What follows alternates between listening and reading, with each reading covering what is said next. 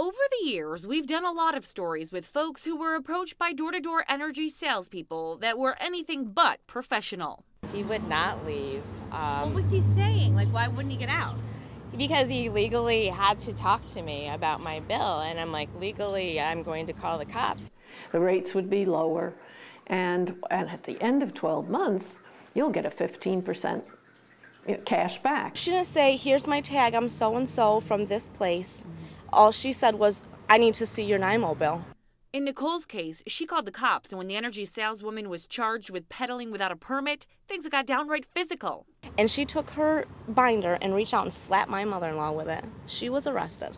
Not every salesperson is shady, but when you allow more than 100 companies to sell door-to-door, there are bound to be issues. Before we let all of these ESCOs start selling here, should there have been stricter rules in place for how they can do it? There's always been stringent rules. There's always been rules in place. But as any industry, as it evolves, as it matures, as it grows, you want to have an opportunity in place to re-examine, to look, to make sure that changes don't need to be made, improvements.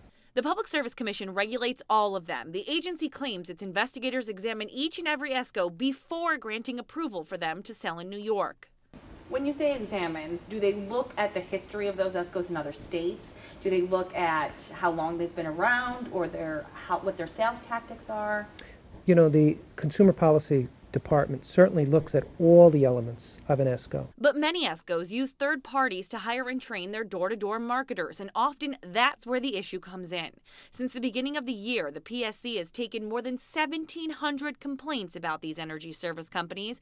So far, the agency has expelled one company and punished 3 others for their sales and marketing tactics. It's one thing to just have a bad experience with an ESCO, but it's much more important for the consumer to let us know so we can take action, if appropriate, to ensure that that kind of behavior is not allowed.